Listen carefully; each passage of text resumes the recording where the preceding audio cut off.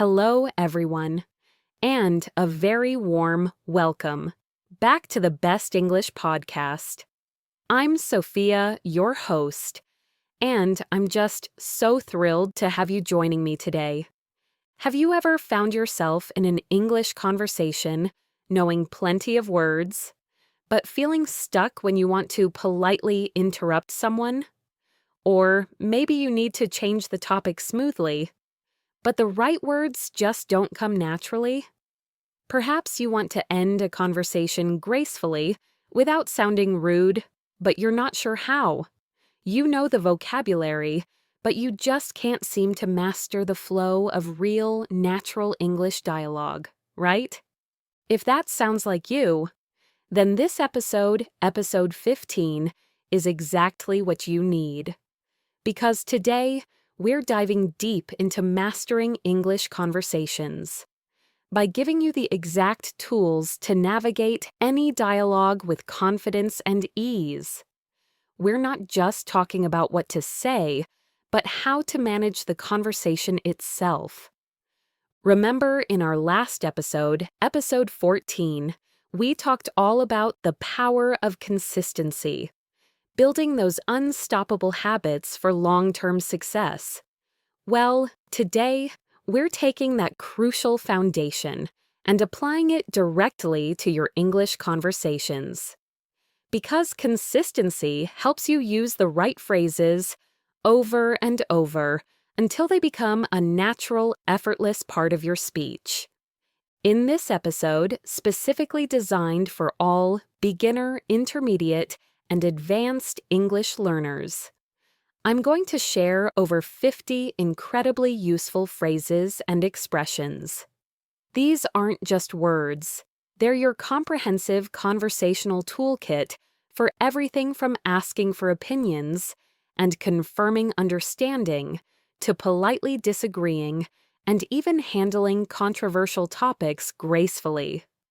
These are the practical expressions that will genuinely improve your speaking skills and help you maintain conversations for much longer, making you sound more fluent, more confident, and more natural.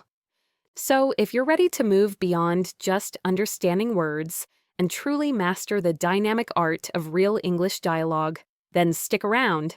This is going to be incredibly valuable. Mators. Let's get into it. The big picture. Why conversation tools are essential. A lot can happen during a conversation, right? It's not just about sharing information. Talking about the main topic is certainly one important part, but to speak fluently and to speak with ease, you absolutely need a range of conversation tools. Up your sleeve. This means having handy phrases ready to use, because conversations involve constant shifts and changes. These depend on who you're talking to, what's going on around you, and even your level of interest. We're going to focus on giving you the specific tools. You need to move around in your conversations easily and naturally. These are the phrases that make you sound like a native speaker, someone comfortable and in control of the flow. And here's a little bonus for those of you who stay till the very end. I'll share some advanced expressions to help you talk about controversial topics politely. Now, if what we're talking about today sounds a little too intense for you right now, and maybe you want to start by focusing on simpler conversation strategies, like just initiating a conversation, then I recommend checking out episode 13 of our podcast, where we covered 100 plus daily English phrases for everyday interactions. Remember, consistency in practicing even those simpler phrases. As we discussed in episode 14, the power of consistency will make a huge difference. Asking for others' opinions. Keep the dialogue flowing. Conversations are always a two-way street, right? That's what makes it a genuine conversation. As you share your thoughts, It's polite and effective to invite the other person's opinion. This is a crucial strategy to help you extend your conversations and make them feel balanced and engaging. So, what do you say when you're asking for others' opinions? You could simply ask, "Do you agree?" This is basic, but a bit closed. To open up the question and get more detail, try, "What do you think about that?" Or simply, "What's your opinion?" Another great one. "How do you feel about it?" For a more polite tone, especially in slightly more formal settings, "I'd like to hear your thoughts on that." Or, "I'm interested to hear your opinion about this." And more formally, like in a meeting, "Would you like to add anything?" This politely invites others into the conversation. These phrases help you sound genuinely interested and make the other person feel valued. Politely interrupting when you need to jump in. Sometimes you need to interrupt. Someone else is talking, and you have something important to add, or you need to clarify. There are rude ways, but many polite ways too. The simplest is, "Sorry." "Excuse me" is a little more polite. Then you can lead straight on. "Sorry, I thought our meeting was on Thursday next week, not Wednesday." It's a brief interjection to share a different thought. Informally, to add an idea. "Do you mind if I add to that?" Or, "Can I jump in here?" This literally means, "Can I jump into the conversation right now?" More polite ways. "Sorry to interrupt, but I've got something to say." Often used directly to the person you're interrupting. "Sorry for interrupting." Good when stepping into a group discussion. For very formal situations like interrupting a customer, "Sorry, may I interrupt you for just a moment?" Or, "If I may interrupt you for a minute, I'd like to share something with you." Or even, "Oh, actually, if you don't mind me interrupting for a moment." These phrases help you jump in smoothly and respectfully. Gentle course. Correction when you've gone off topic. Have you ever found yourself or someone else going off topic? It means you started talking about one thing, but then got distracted and started talking about something else entirely. You need to get the conversation back on track. Here's how to do it politely. So anyway, getting back to my story. As I was saying, where was I? A very common natural phrase. Yes. You can also combine them. So anyway, where were we? Yes. You were talking about apples. These phrases are your steering wheel for conversations. Confirming understanding, double-checking for clarity. What to say when you think you understood something, but you need to double-check for clarity. These are important expressions to help you feel confident in your answers. If you didn't quite hear perfectly, "So what you're asking is," and then repeat back what you heard. Or, "So what you want to know is," and then repeat. A classic, "Do you mean," and then paraphrase what you heard. Or, "In other words, what you're saying is." Native speakers don't mind you confirming. It makes the conversation flow better. For customer service or formal settings, use confirm. "I'd like to confirm what you said." Or, "Excuse me, can I just confirm that what you said?" These phrases demonstrate excellent listening skills. Expressing agreement, simple ways to say yes. We agree and disagree with people all the time. Agreeing is pretty simple. "Yes, absolutely." "I completely agree with you." A fantastic expression. "I couldn't agree more." This means you strongly agree. Navigating disagreement. How to disagree politely. Now, what to say to somewhat disagree?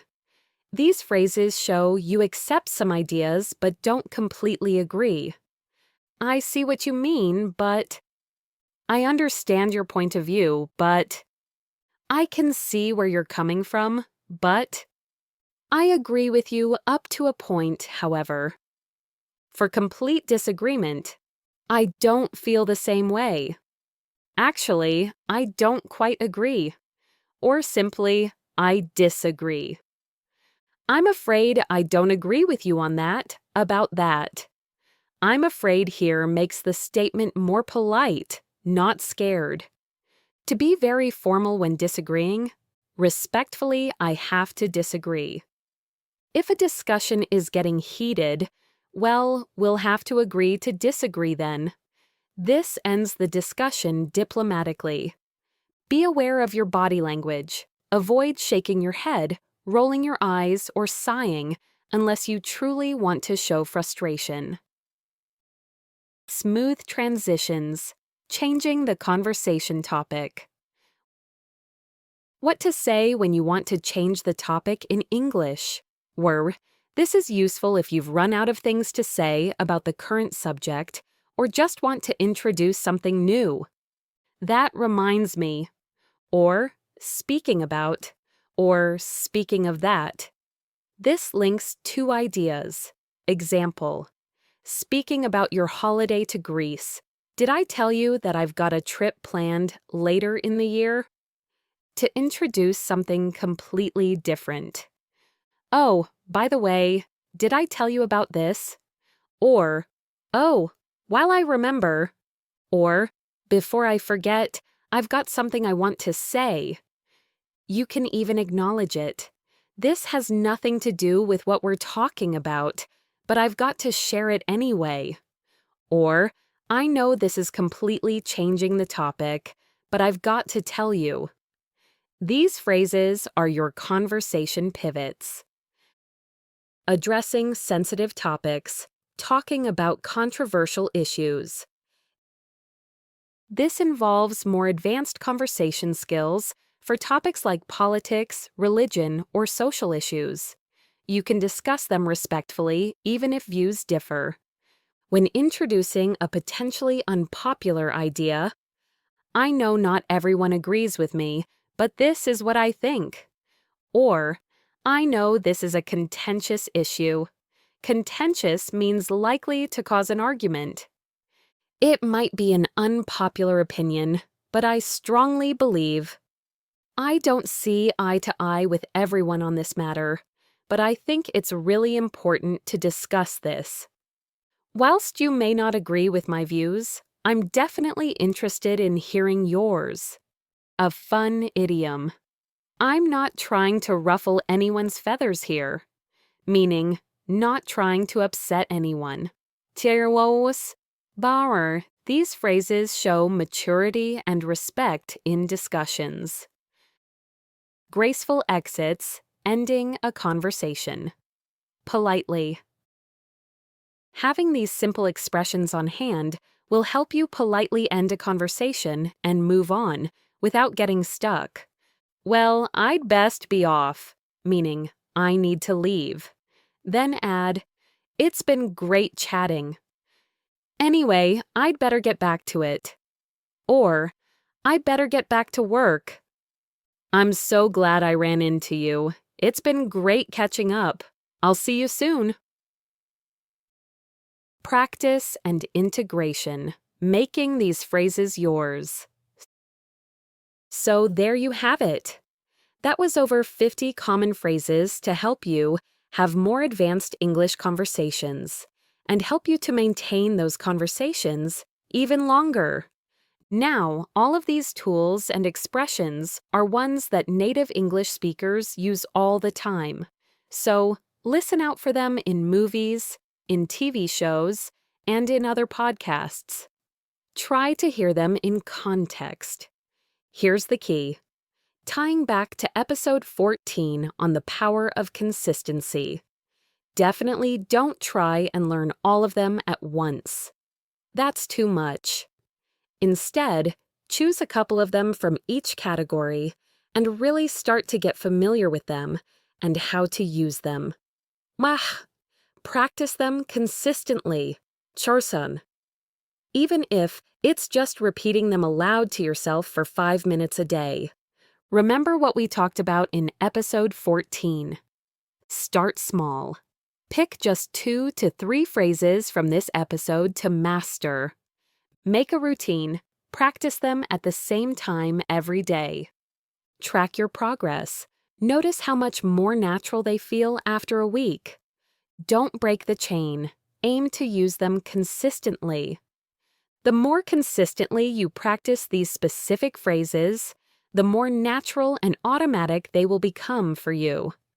Consistency is truly what turns learning into fluent, confident English.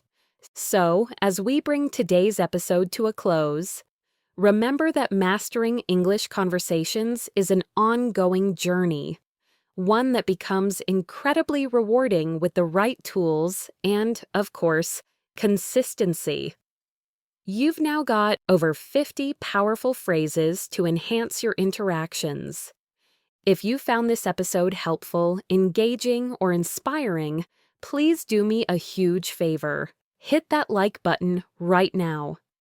It genuinely helps us reach more amazing learners like you. And don't forget to subscribe to the Best English podcast, wherever you're listening.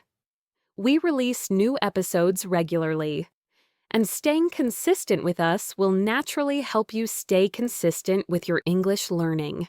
Consistency, remember, is key. Do you have a friend, a family member, or a colleague who's struggling with conversations in English, or perhaps someone who needs a little extra push to keep going? Please share this episode with them. Let's help more people understand this profound principle and feel confident and fluent. And I'd absolutely love to hear from you. After listening to this episode, which conversational phrase are you most excited to start using consistently? Or which one do you think you'll practice first? Let me know in the comments on YouTube or connect with us on social media. Your commitment inspires me. Remember, you don't need to be perfect. You just need to keep showing up, keep going, and keep practicing. Take it one small, manageable step at a time, and trust that every effort you make is actively building the path to your fluency and success. Keep believing in yourself. You've absolutely got this. Until next time, take great care of yourselves, keep up the hard work, and I look forward to having you listen again very, very soon. You're doing amazing.